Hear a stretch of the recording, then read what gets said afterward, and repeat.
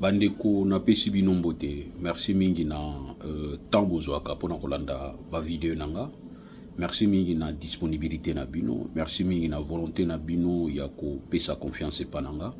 Merci na ba remarque na bino, merci na ba suggestion, merci beaucoup. Et aussi merci na ba o bazali ko comprendre te bazali ko finga lelo, lo ba ko comprendre.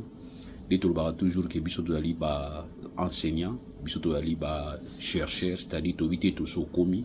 Mais tu as li koluka, tu as na quête ya kuyeba, tu as na posa to yeba. Ya un moment tu auras toujours si ma ba document ko tanga ko koma. Alors lelo na ina meka kolobela bino na makambo Italie na nationalité congolaise na Italie principe mi balé oyo nationalité congolaise ali ko renfermer pa na yeza mi balé makasi auto bengi l'unicité de la nationalité congolaise et l'exclusivité à la nationalité congolaise. La loi dit, ou soit la constitution dit que la nationalité congolaise est une et exclusive. Tout a un article 10 de la constitution Nabiso. Constitution Nabiso Yango Nazanango. Article 10, la nationalité congolaise est une et exclusive. Première des principes Yamakasi ou à dégager déjà.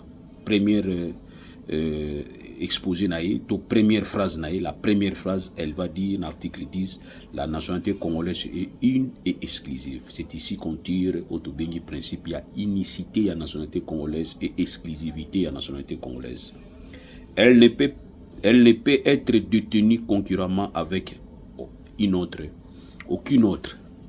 C'est-à-dire, nationalité congolaise, a koki kotambola bisika mon côté, na nationalité mususu. Parce qu'elle est très jalouse. La nationalité congolaise est très jalouse. Alingaraza la yemoko. Li konzi. Yemoko. Et puis alingi kotambola na baninga mususute.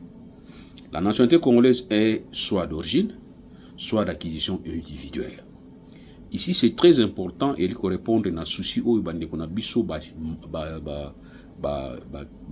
nyamulenge to batuchi bazalaki nango ko exprimer bandakala. Bazaki na difficulté ya koluka kozwa nationalité. Balobi ezalaka soit d'origine ou soit d'acquisition, mais ba insister na individu. Ça dit ça une démarche individualiste. Pour obtenir la nationalité congolaise, il faut yomutu. Na sepela makasi en France, na landi ba débat ba grand politicien français, ba na ba divergence na bango, mais moko na landaka makasi na komi ko landa mikono makasi ali Bruno Rotayo qui va dire que on ne peut pas forcer quelqu'un à devenir français. Donc il faudrait manifester la volonté de devenir français. Ok, la nationalité congolaise et française est automatique. Il y a insisté sur pour dire que l'individu, le requérant, il faut appeler sa volonté. Il y a comme français. Et n'a pas sa volonté comme français. On va juger bakotala souci les anini, ozo représenter nini, ozo défendre ba valeur na bango. Après ba ozo nationalité française ba pesio. Eh bien abisope nationalité ça na logique wana. Balobi qu'ils une et exclusive. Il y a pas français d'ailleurs dans mon non kingandi français d'origine titi et pas na biso to lobi jamais. Donc moi je pense que souci à koluka ko protéger nationalité et banda nango kala. Et banda kala. Mais difficulté toza nango ezali to ali ko accompagner ngote na ba auto bengi ba législateur. Oyo constitue pesi grande ligne et pesi maman na likambo et pesi maman na nzela kolobake option ya munene yango na pesi bino. Maintenant, il faudrait maintenant ba député na biso. Kobanda 2006 na 2000 lelo soki 25 bangonde bazo aider biso te soit 19 ans eleki. Na 19 ans eleki bango nyonso baza distrait. Baza distrait pourquoi? Bazali distrait parce que bazali ko se préoccuper na makambo mususu. So moni bazo bake bako débattre mais comment ko pesa jeep. Bako débattre ko machambon na bango. Ils sont tous là bazo luba, bazo chama kelele. So balobi ki bazo longola Mutamba, bazo ba longola Peter Kazadi, bazo ba longola immunité ya Kabila. Ils sont tous là bazo ganga. Mais na ou réfléchir makambo yali ko poser biso ba problème, là ils ne réfléchissent pas. Bazo réfléchir. Voilà pourquoi on dit que 19 ans il est qui Tilelo, j'ai le regret de vous informer que législateur, c'est-à-dire les pouvoirs législatifs ou soit les pouvoirs exécutifs dans le cadre il y a projet parce que pouvoir exécutif a un droit à ça la projet à loi. Par contre le pouvoir législatif a un pouvoir ya ça là, c'est-à-dire a un droit à ça pour légiférer. Hein, que ça la auto bien la proposition de loi. Mais banda 19 ans na o itali makama nationalité moto moko akipa moté. Ce qui est encore grave. na mandature mogelekaki, nous avons vu na niveau ya Assemblée nationale bacha moratoire. C'est-à-dire quoi? Ba stopper kolobela makambo wana, ba stopper débat. Pour quelle raison? Babiki ils ont panza ba congolais, ils ont tout ça prêté, ils ont pesa biso. Non, il y a des choses il faut parler. Ata ils ont panza biso mais photos à la ligne ya kolanda. To baki o za ligne rouge to panza ngote. Je suis ici en France, dans un roi français ba ça ba débat. Quand ils font le débat sur islamisme, o ba benga ba moko, ceux qui ba benga ngo na bosani terme bazo benga ngo. Ba lobi ke bazoli ko ça la différence entre islam comme religion, où ils ont un précepte, un principe tel que défini dans le Coran, dans le mouvement, tu vois, on a des débats. Vous sentez que tout le monde a joué le langue. Pourquoi? Parce que ils ont tabouté. Balobi que tout petit comme un tabou, tout bata magana cessé. Non, balobi qu'il faut le langue. De manière à ce que ma bezali bolo le mabe wana. Il y a un moment en France, bah ça là débat donc micro, débat za makasi, na dandaki ministre intérieur, a bien ba préfet pour parler na sentiment moko pona bango bien ki ba dini ko comprendre que cet esprit ba mouvement religieux. Parce que nous attaquer na ba culture, mais ces sentiments de vouloir s'imposer, ko imposer, bazo lingangote. Wana bazo sala ngo débat. Na miso batu nyonso et puis mutu to azo ba oyo azo kanisa. OK, ils ont été au côté là-bas oyo non bazo sala débat. Mais biso na RDC tozali ko sala débattre. Pourquoi? Parce que ba oyo bazali censé ba sala débat pour na peuple, bazwa ba solution, bazali plonger na ko sala ka makambo mosusu. Mais na biso ba oyo tozali ko loba comme ba leader d'opinion, tozana pouvoir te. Tozana mandat peuple te. Donc to loba sans mandat. Tozo loba ba komi ko menacer biso, ba komi ko compliquer biso soko ba moni ke makambo to lobi ezali ko déranger bango. Ya on a lobi ke 19 ans eleki. Constitution oyo ezalaki est promulgué en 2006, principalement le 18 février 2006. Et l'obi bo un article 10 on attendait. Dans l'alinéa 4, et l'obi bo une loi organique détermine les conditions de la reconnaissance, d'acquisition, de perte et de recouvrement de la nationalité congolaise. 2006. Et l'obi que une loi organique. Loi organique est la loi où il y a quoi encadrer, loi où il y a quoi définir, loi où il y a quoi pesa ba détail. Il y a principe où constitution est élaborée. Constitution est pesi grande ligne. Pourtant on a article 10. Mais dans l'alinéa 4 et article 10 il dit que une loi organique. Loi organique ya nini? Loi organique relative ya nationalité. Je vous apprends avec regret. Par mandature nyonso et salami ba soular. Il n'y a aucune loi organique parlant de la nationalité congolaise post-constitution il y a 2006. La seule loi organique que nous disposons aujourd'hui, c'est la loi organique datant de 2004. Donc, ils ont dit qu'on répondre à la logique de la constitution à Kala. Constitution à Sigani, dans la constitution à Sigaboué. Azan la loi organique où ils ont dit qu'on se référait à Yété. Mais vous allez vous rendre compte que dans la loi organique où il y a un bango, il y a 2004. Confusion, ça. Il y a des confusions. Confusion, makasi, ils en a kati. Pourquoi? Parce que na kati kuna ndi bazolo baboué. Na kati la loi organique il y a 2004, ce botangiango, vous allez remarquer qu'il y a confusion. Ici, on parle et congolais d'origine, toute personne appartenant aux groupes ethniques dont les personnes et territoires constitués, ce qui est devenu le Congo présentement à la République du Congo et à l'indépendance. Congolais, Oyo, Azali, Moto O Azali, qui appartenait à la ethnie. Donc, on va faire référence à la ethnie. Yakolobaki, ethnie Oyo, donc, na bateau, c'est-à-dire, on prend ethnie, ça te bien une approche sociologique. Tu as d'abord ba ethnie. Ok, et puis tu reçois ethnie ya bateau Oyo, ba fandaki na territoire.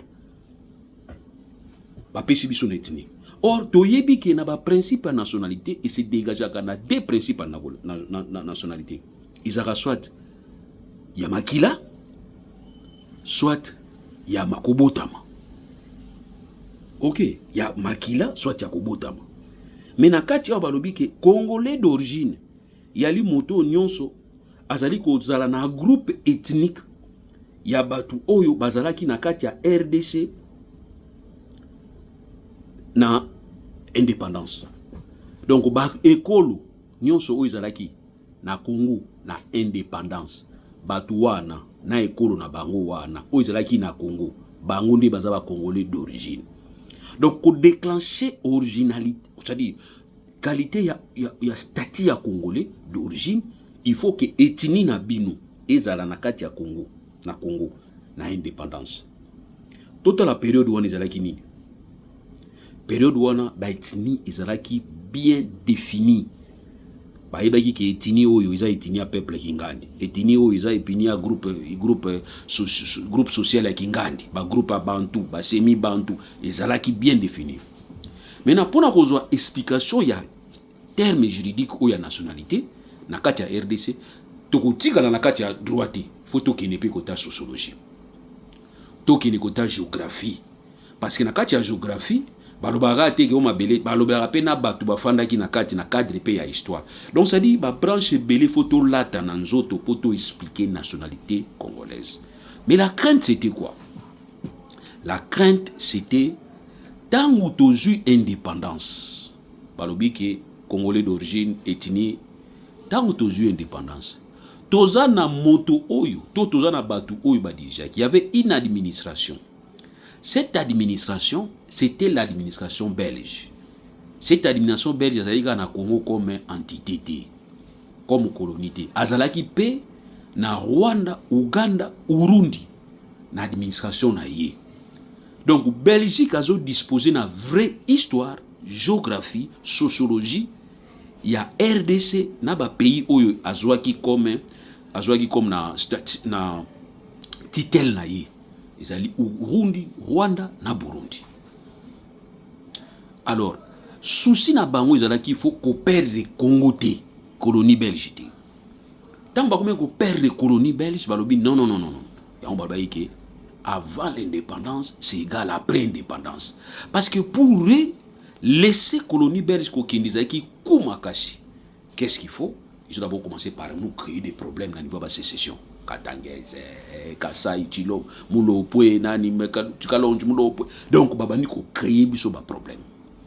Alors maintenant, la RDC a qui déterminé à avancer. Alors, RDC, na ba leader na ye bazalaki na bango, bien que bazalaki ebele te to combien belé, buzo ba payer belé. Ba combien ko copier baninga na bango. Balobi d'ailleurs na 1957. Mbuta Lumumba bimaka kendaka na Ghana. Ba place ba kutana ba Kwame Nkrumah. Kuna suko komaki na ba komaki maintenant déterminé. Il y a tout possible que l'Afrique soit indépendance. Mais pour eux, l'Afrique ne peut pas avoir l'indépendance, ce qui Congo, il y a Belge qui a bloqué. Parce que Congo, Belge, c'est un État qui a fait réunir toutes les grandes puissances en 1885 au niveau à Berlin. Laisser le Congo comme ça, ils ont risque. Il faut tout pointer bango. Je vous ai dit peut-être la fois passée que même les États-Unis, à partir de Savana Bango, Albert Einstein, attention à Congo. Iranium, Ezakuna, ceux qui moutobani ko contrôler en gros, danger. C'était là le vrai problème. Maintenant, il faut dire que la RDC dans la situation de crise. Pour la RDC dans la situation de crise, qu'est-ce qu'il faut? Il faut d'abord commencer par miner. Pour infiltrer les bino bangalelo. Oui, il faut infiltrer, armées infiltrées. Mais ceux qui basent pour infiltrer bino, il faut contre-espionnage pour qu'on longue l'infiltration. Ah ouais. Kuchama kilele kati. Ba infiltrer biso, bon oui, ba infiltrer bino, ça dit ba laboratoire na benga bino. Vous détectez les malades, mais vous êtes incapable de traiter. Il faut être laboratoire, il faut être médecin traitant. Donc, vous détectez malade, ou apporter ici. Toi, à niveau maintenant, vous apporter ici. Vous détectez malade, surtout toujours détecter. Mais maintenant, qui c'est ça? Le pouvoir colonial, partant, il faut abandonner l'élection. Vous devez comprendre quand vous criez ici, la constitution, premier document autosali qui to bengi maman na mibeko na Congo. Qui document ou qui élaboré par le Sénat belge. Acte constitutif il y a RDC à Liboso, loi fondamentale élaborée par le Sénat belge. Ba niemi ki biso ba piège na kati. Piège à Liboso. Bien que le président soit élu dans le niveau de suffrage indirect, dans le niveau parlement, les premiers ministres aussi devraient être là. Donc ça dit qu'il y a une source à pouvoir moko. Na kati va prévoir que le président va révoquer le premier ministre. Comment voudrez-vous que Otobimi na pouvoir moko ya source moko a comme on a pouvoir à révoquer. C'est là où va conflit bandaki a piège. Bien avant ça, il va encore créer situation moko ya crainte. Situation à crainte et permettre de déjouer en gros. Je voudrais ici saluer tous les vieux politiciens, tous les leaders politiciens. Il y a période où on a. Je voudrais aussi vous rendre hommage. Bah on va vivre dans un hommage nangai direct. Bah on va koufa, bah vraiment hommage nangai à titre posthume à Pessimino en gros. Bah division bandai déjà qu'on s'est créé. Dans ce sens ni. Il faut bah qu'il y ait un niveau à table ronde. Bah créer sentiment moko na kati ya batu balingi indépendance rapidement. Ya batu balingi indépendance après 80 ans avec le plan ya professeur ya belge Joanna. Et puis finalement na ba ou bazali na bango koyeba te soki indépendance ou bien indépendance te. Ya même ba ou balingi na bango indépendance te. Balingi ba koma ba mundele mwindu. Ba mindele mwindu. Mingi za bato ba olambela mindele. Pourquoi les alliés côté na Gombe faut permission. Sous on a documenté na Gombe wisani. Kouta village, carte SD, kouta village il faut motivation pourquoi il y a une capitale. Pas qu'il y a un niveau à table ronde, il y a ko panzana. Mais tant que zoa qui indépendance ko zonga qui uni. Talande bazalaki. Mais entre temps bazali ko élaborer ba loi na bango ya mike. Tala loi ya kitoko place na ina côté la bino ndango. Loi électorale. Na loi électorale, il était question ya ko infiltrer bateau bango ba dirijaki o bazaki sous-titel na bango plus principalement les Rwandais. Il faut ba kotsa bango na RDC parce que main d'œuvre rwandaise pour les zaki ba tuti bazali maïle makasi. Il faut que zo bango ko yana bango na RDC parce que zaki administration moko. Il y a de bateau auta wazoya, ça dit l'autambola tranquillement. Avant 1960, un Congolais a qui na Burundi, qui na Burundi, qui na Rwanda, on a besoin de visiter parce que administration moko biso nyoso place ba neso sala basa la tentative ya liboso ko zwa ba cargaison ya dépeuplement ba zwa bango ba na bango na niveau ya RDC pour tant ba ko sala ba élection ba pona wa bango batu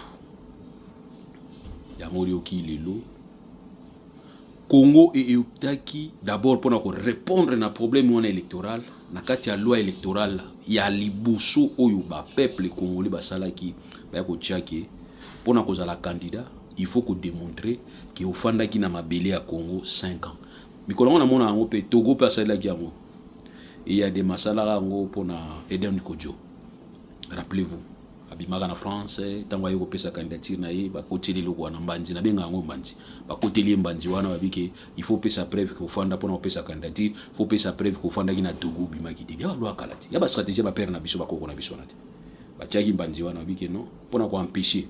Parce que là, si on ne pouvait pas faire ça, Moutounio Sango a sa candidature. Alors, possibilité de injecter pour le candidat Moko Yakoutara Libanda. Ça, c'est la première loi électorale va bloquer. Pour la même électeur, il faut que la présence na yo. Parce qu'il faut que la résidence na yo. Qu'il faut la résidence. Or, comme l'élection de Salama déjà, Batal Babi soit bien Tigango, il y a bien 3 mois dans la résidence. Place yo Fandaki. Or, ces gens-là, qui n'ont pas cargué, les mêmes jours, ils ont dérangé le centre, pour voter, ils ont facilité pour prouver. Vous avez vu comment est-ce que tout ça qui est carte électeur, ils ont dit que carte électeur, Mukongo te, Mabimi Mukongo, Muluba te, Mabimi si Muluba. Il suffit que 4 personnes, oui, Azara Congolais, tout ça, ils ont faille. Mais faille, on est les gars qui étaient en 1960. C'est ce qui avait fait tout bloqué. C'est ainsi que vous allez remarquer que les pays mingi en Afrique période ba opta qui pour la unicité de la nationalité et exclusivité de la nationalité. Tout ça pourquoi? Pour ne pas créer l'instabilité. Il y a un jeune État ou bandaki. Parce qu'on peut facilement utiliser quelqu'un qui est à la fois congolais, qui est à la fois étranger. Maintenant, pour bloquer Yango, il était question, tout possible, de créer unicité et exclusivité. Donc, on est congolais. Et on n'est plus autre citoyen. Quand on est congolais, on reste congolais. Quand tu vas prendre l'option de changer de nationalité, ben, tu vas perdre la nationalité congolaise. Parce que dans l'article 10, même perdre la nationalité congolaise, il faut la définir dans la loi organique. Or, loi organique, il y a loi organique, il y a 2004, c'est-à-dire avant que la constitution soit élaborée. Pourquoi? C'est parce que les députés n'ont pas. ba parlementaire na biso ba lingi ko lobela yango te po ni bazali ko se retrouver mingi na katia nationalité na sala mona signe donc azola na radio ata Italie na sala mona signe pour université donc bango mingi baza na système ya yango moni wa surtout beli likambo iko frapper biso alors pour frapper biso te il faut tout tout pour tout sauter yango pourquoi tout sauter yango voilà pourquoi est-ce que les lois bozomona ke loi na biso ezali kopesa biso moins petite solution bien que les lois comme peu fragile parce que on ne peut pas comprendre. Moi je suis congolais mais na documenté naza congolais kingandi aza congolais mais na facilité comme congolais pourquoi parce que ba mécanisme belé c'est ainsi bino mususu bozobota lelo tozoyebisa bino ke pour être congolais il faut avoir un acte de naissance mais acte de naissance pendant 90 jours ezala gratuit oboti mwana papa maman kende ko déclarer na commune basalela yo acte gratuitement bakosalela yo yango gratuite so yaka papa na mo nous sommes intérêt camarades voisins cousins neveux grands frères ndekono abotami kende na commune kende ko déclarer. Moi je pense que so isa gratuit na niveau na limba élargir na ba niveau ba hôpitaux comme ça moi na botami to tchana ba hôpitaux nyon son fils que bureau moko oyo mo sala automatiquement parce que ça nous pose aujourd'hui des problèmes pour la nuit. Lelo mona muto akene na tribunal afuti mbongo na ye ba pesier extrait à date de naissance ba pesier jugement supplétif parce que loi lobby au-delà de 90 jours soko zuité faut que les mena na liboso ya juge pour obtenir jugement supplétif. Tout le monde a un facile au jugement supplétif. Moi j'ai vu beaucoup des étrangers basés en donc ceux qui étrangers azata chinois pour ba y a aussi des chinois congolais basés en bango M65 en naturalisation M super botama na Congo ça aussi c'est un élément. Mais aux hommes qui aza congolais aza bantu lokola moi il y a des même si on va expliquer on dit mon biso les ba congolais Brazzaville toi tellement proche congolais Brazzaville ba lingala ba mso ba Kikongo akoya pe na Congo azuna ye démarche azuna ye jugement supplétif il devient congolais RDC mais na Congo Brazzaville Congo Brazzaville pose la nationalité ya ko senga pour déclarer nationalité au Bakinaza congolais d'origine brazzavilloise. Mais pas n'ambition facile. Tout ça, ça nous pose problème. Quand vous parlez de l'infiltration, ça aussi, bon, on a un niveau, ça peut aussi poser problème. Alors, je voulais seulement vous faire comprendre que par rapport, il y a situation où tout ça, il y a unicité, exclusivité et résoudre qui problème à un certain niveau. Ça résout. Mais moi, je pense qu'il faut qu'il nous résoudre des problèmes on a payé na façon na façon. Nous avons des parents, nous avons des familles où balongo bakima Mobutu. Nous avons aussi des familles balongo bakima Mzee Laurent Désiré Kabila. Nous avons des familles bakima qui Joseph Kabila ba régime. Et aussi nous avons des familles bakimi Félix Tshisekedi ba régime. Alors ba famille nyonso na ba bimi libanda bazaki ba célibataire ba ko kutana awa ba ko fanda awa ba ko fanda libanda ba boti bana. Bana wana, en tout cas, ils doivent avoir une nationalité.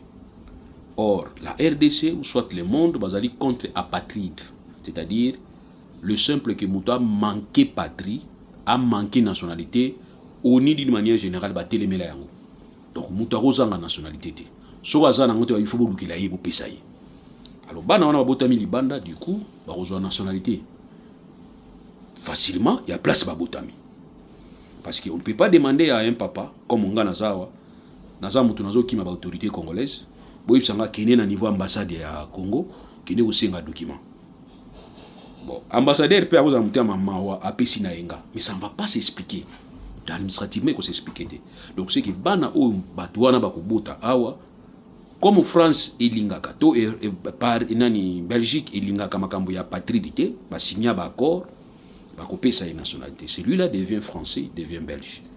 Difficulté n'est pas à tout résoudre. Dans le sens que tous ces enfants, babotami libanda, aux parents naïaza congolais, maman naïe congolais, papa naïe congolaise, maman naïe congolaise, papa naïe congolais, et kabotama libanda parce qu'il y a une raison c'est là qui a bimana Congo. Aza na facile, aza na contact na autorité congolaise et qui a opté qui to azwa qui nationalité à place ya botama qui désire ko zonga.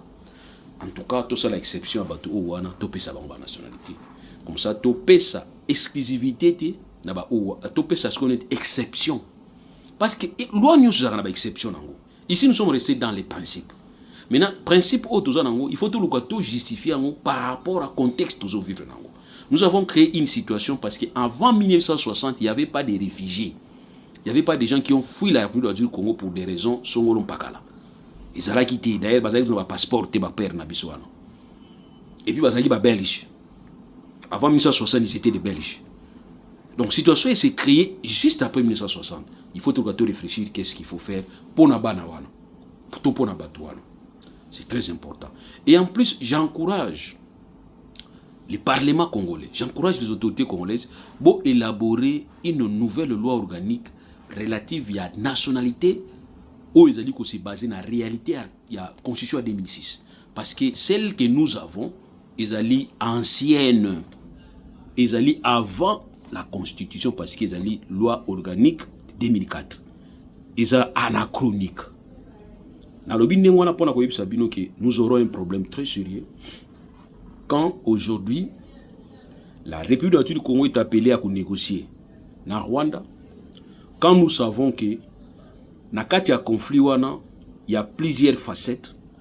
La première facette, c'était qu'il y a un groupe de gens au Congo qu'on reconnaître comme Congolais. Je viens de dire ici dans l'article 10 que la nationalité démarche individualiste, c'est-à-dire il faut qu'il y ait yomoko et non collectif.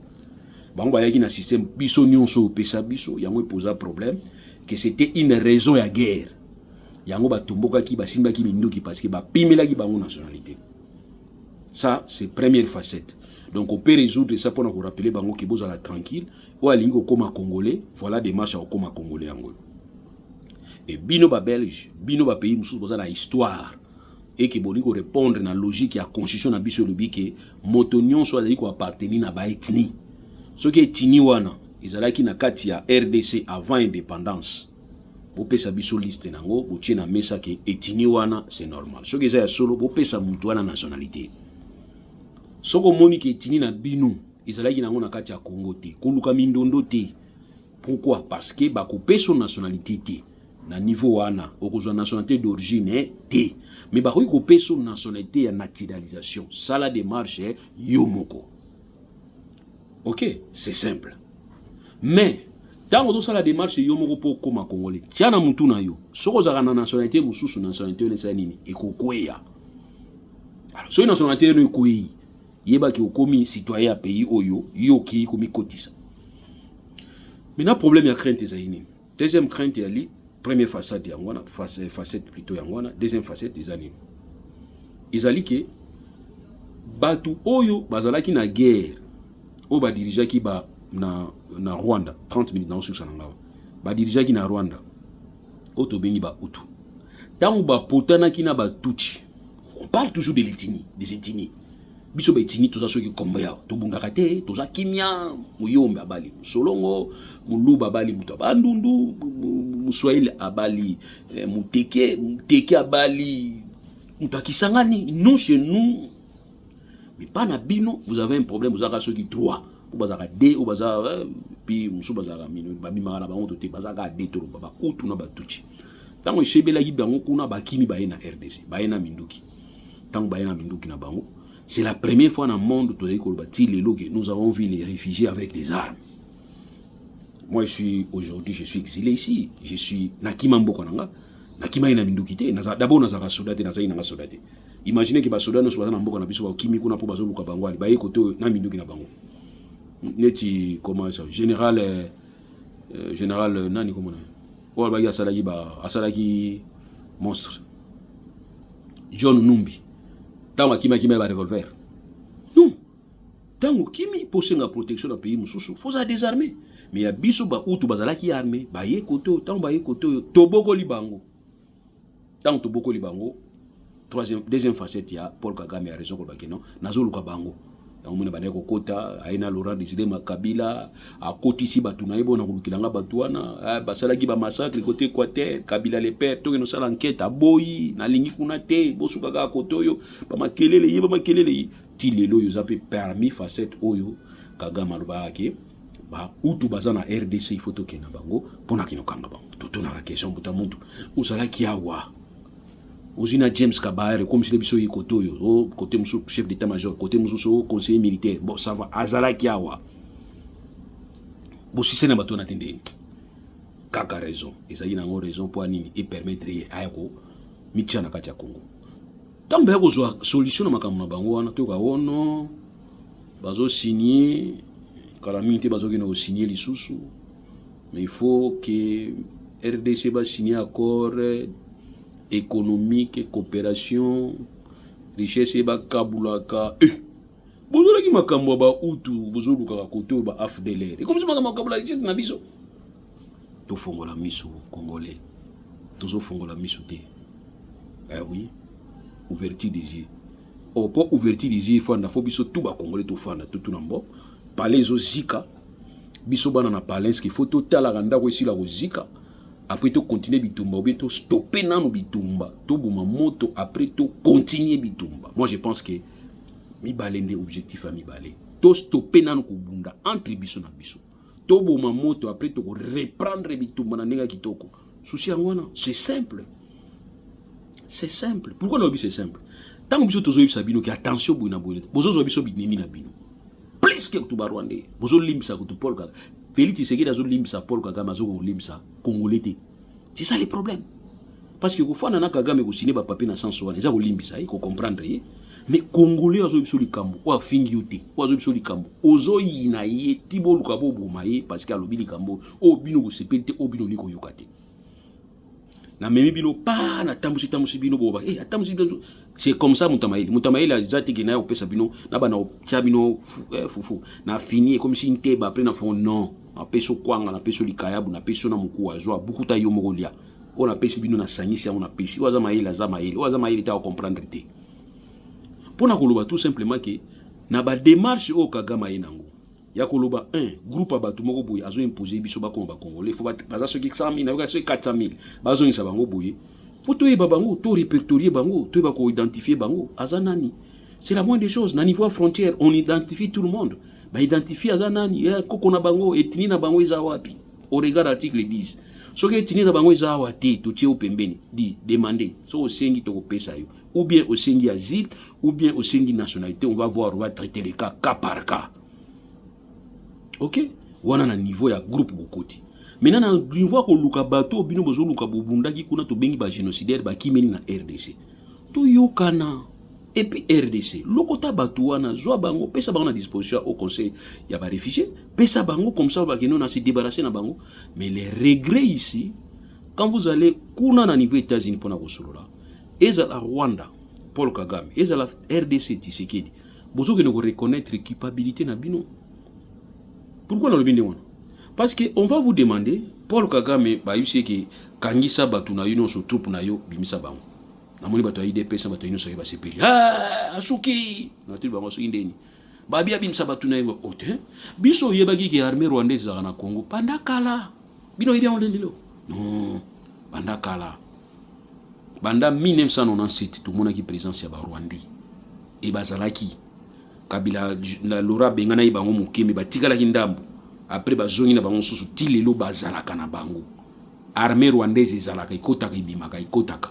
Donc, si Paul Kagame bimisa bango, Paul Kagame ta sali sambla ko wangana, Paul Kagame finira par signer. Pour na ko signer ka accord wana ya yebi ki azo profiter de côté état économique, côté sécuritaire Paul Kagame abanga kati. Côté du point de vue sécurité abanga kati pourquoi? Abanga kati parce que yebi ki nanu boyoka te. Nanu boyoka na matoi na binote ke ouest ya Rwanda et jui frappe ya ba utu. Ba AFDLR rien AFDLR basala kama na bango na RDC ko boma na RDC ko violer na RDC na tuna ka question to sala bino nini po boma ande côté na biso bato ya Uganda ba rebelle Ugandais ba boma na RDC to iso mais non attends so bonito pesa bino plan ya kokota na Uganda boyi ba palais présidentiel ndenge biso Christian Malanga salaki akine na palais présidentiel bien ka kindaki 5h du matin président na bureau za la Rwanda to pesa bino plan boki na Uganda boki no sisa makamuna bino Rwandais oba FDLR babo makaka na RDC jamais na giseni o pusani mwa liboso oyoka ke bakota ki kuna rien Paul Kagame ko banga bango tina niveau ni so ka to comprendre que ils ont makambo ya richesse na biso comme ba saleli contrat ya ko ba ki peut faire partie faut préparer à bénéficier beaucoup ya ko signer mais na ko signer ka wana ezala Félix ezala Kagame c'est que vous avez accepté culpabilité na bilo. Donc Paul Kagame, bien qu'il y a des rapports qui attestent que troupes na yuzaliawa, bien qu'il y ait des rapports qui attestent que c'est toi l'agresseur, maintenant tu vas venir signer pour confirmer que réellement je suis agresseur. Pour na Félix Tshisekedi, tolobaka ke ba FDLR bazate. To côté là ki ko tuyo, to bisa ba banda 97 ba koko na ba koma ba kokote. Mais les loyo osoki no signer parce que ba yebisi yo. Wana zo bisa ba tuté.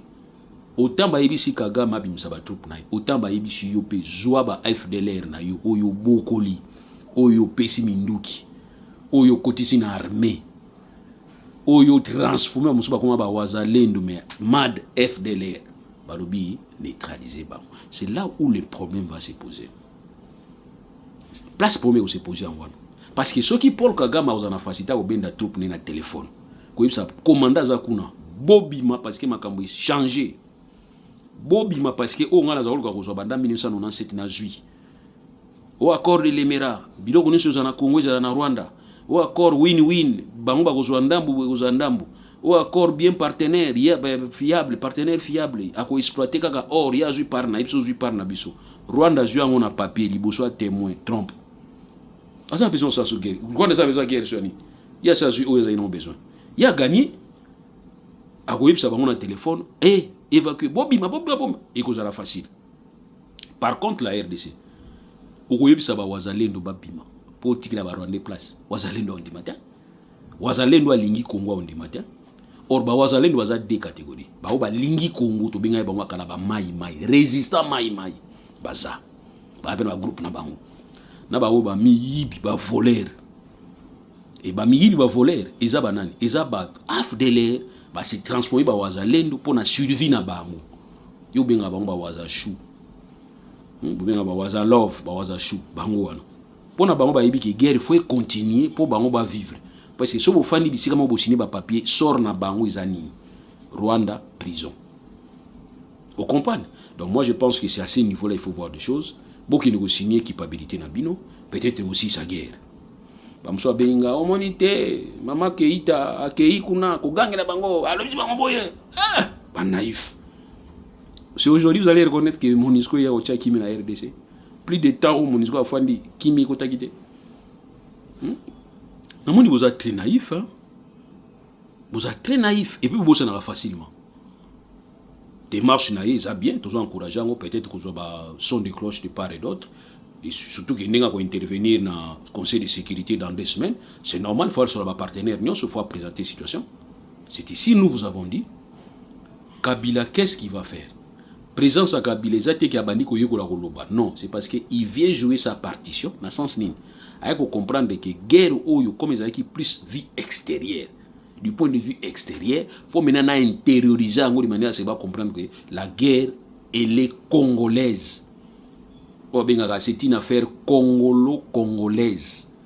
Mais or, cette guerre n'est pas ce que Kabila nous fait croire. La guerre, elle est économique. Économique dans ce sens que tant le monde entier comprend que ce qui se passe dans la RDC est insupportable, c'est là où maintenant les gens venant vont se dire non. Tout nous va apporter solution. Et c'est ainsi que la démarche au salon. Merci beaucoup, Nabino Nyonso. Moko benga o c'est na zone de diplomatie à Tshisekedi na bisi bango diplomatie za aussi na silence diplomatie za na ba langage diplomatique o Tshisekedi a ko utiliser za ba langage diplomatique te ezaki ba langage ya ba CNZT ba langage ya force du progrès. C'est ainsi à comprendre que c'était lui le commandant suprême ya force du progrès parce que ba langage on ne pouvait pas venir d'un président asa na ngaite na côté le kuna ola na sunda côté za ba langage za o aider bisoté. Ce qui Rwanda zo ki réseau za ki Rwanda zo raison ba langage wana mais lelo Kabila sali discours atangi combat Tshisekedi pa biki na osala discours te poani pona zo atana tanga ite omonte ke nini ngwa Kabila muto bato kipango ka po bino ndi bongo kipesa ngo bato mais soki ne bolanda ndenge Félix Tshisekedi sali pour une fois afin ni kimia alobi ni lo te a répondre te ça dit yé pas beti 12 Kabila beta 12 banda soki kala et pas on c'est les 12 on est 12 soka mon frère boy utiliser 12 bino de wa trop. Donc tout ce qui est bon vous récupérez votre chaîne en compte à Tshisekedi tondimi, mais tout ce qui est mauvais pundi mango soso abotaka maki bato basepelaka baliaka mais place mususu na moni bato bazosilika po bazokomba ni ya soso na tuna bango bosala bitarambe nani ya soso na maki ya soso eutaka kaka place moko te bolinga maki ya soso bolia yango mais soki soso asumbi bokino kokomba po boliaka maki yango. Allez, merci.